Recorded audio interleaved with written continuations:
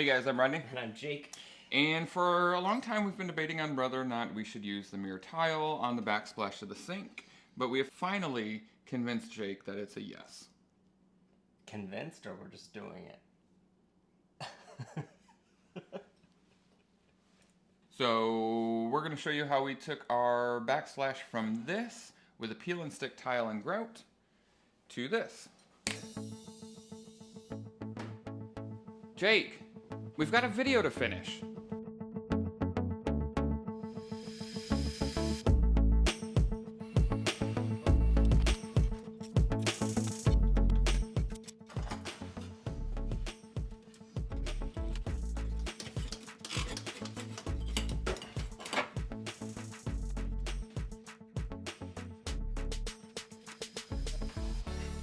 I haven't noticed how bad the grout line between the tile and the counter is.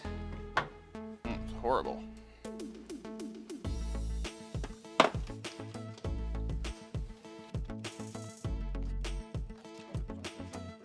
Alright, so our first step is going to be to mark center. I'm not actually worried about the center of the whole wall. I'm worried about the center of the sink because that's what our eye sees and is focused on. So we're first going to mark center. That's going to help us with our center seam all the way up, and then we'll cut our edges on either side to allow those cuts to be in the corners. Where's your phone?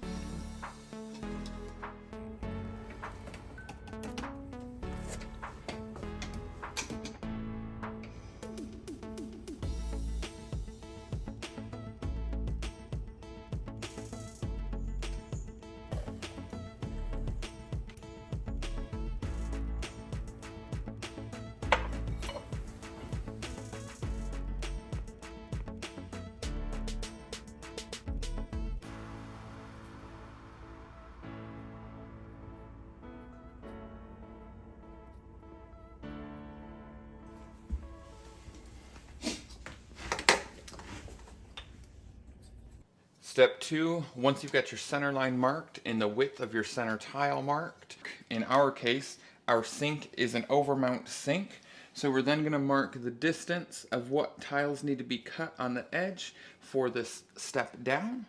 And then for step 3, we'll begin cutting all of our tiles. So to cut the tile, we use the tile saw. The tile saw does not have a diamond bit on it, and they have the adhesive on the back of these tiles, so it made it a little bit difficult, but what we did is just made sure to go super slow as we cut. And for the most part, it's made a really clean cut. We might have to do a little bit of over grouting to hide some of the imperfections. Ideally, you would use a diamond bit, but going nice and slow seemed to work for us. It's difficult to cut glass in the tile saw, so make sure you're cutting very slow and very steady. Step 4 is going to be the peel and stick process. We are going on our existing tile, so just make sure that you use a good degreaser to get any oils or kind of sediment off of the surface, and make sure that you've got your spacers available so that you've got the appropriate spacing you want when it comes time to grout.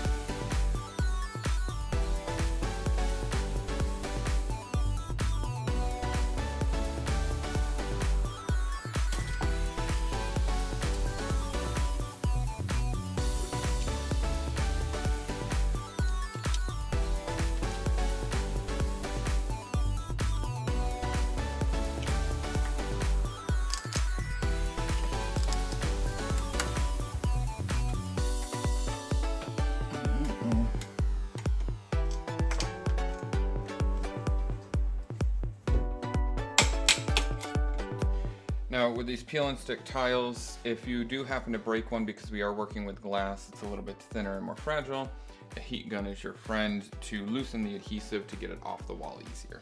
I'm sure the heat gun isn't just bonding it more.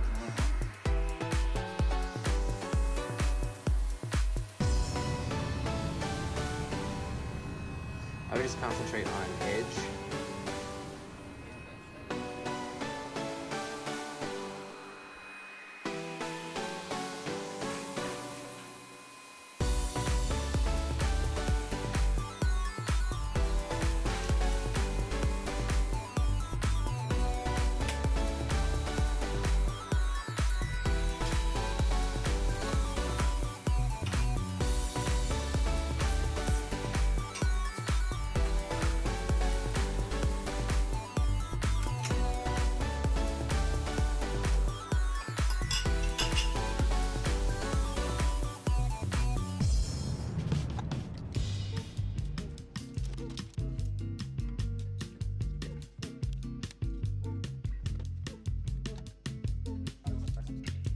So now that the first row is in and we know it's nice and level, we're going to mark the center point of our center tile to know where to start our brick pattern or our stagger pattern layout for the second row, and from there up it should be relatively easy, but I am going to use a straight edge and mark a couple of lines all the way down the wall so that we have our edges of our center tile and the center line of our center tile all the way down to keep each row in a starting point.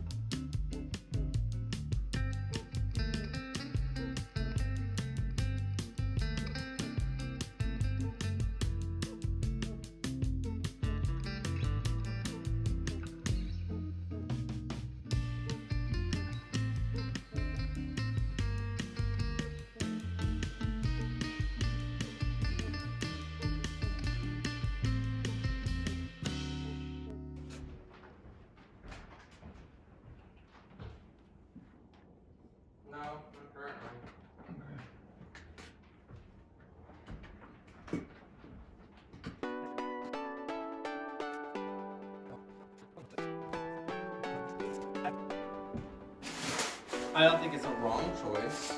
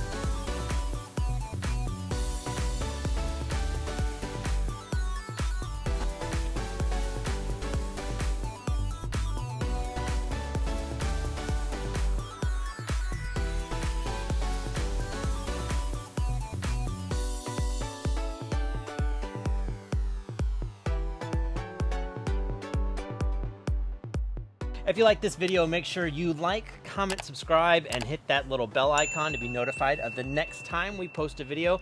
Also, make sure you check us out on our other social media accounts. We are at Rodney and Jake on Instagram and TikTok. And while you're at it, make sure to swing over to our website and check out our blogs and merch store. And as always, we want to give a huge shout out and a special thank you to all of our members. If you're not already a member and you're interested in joining, check the link in the description below, but our members get things like behind the scenes videos, early access to some of our videos, and discount codes to our merch. As always, guys, we want to say thank you, and we'll see you guys next time. See you later.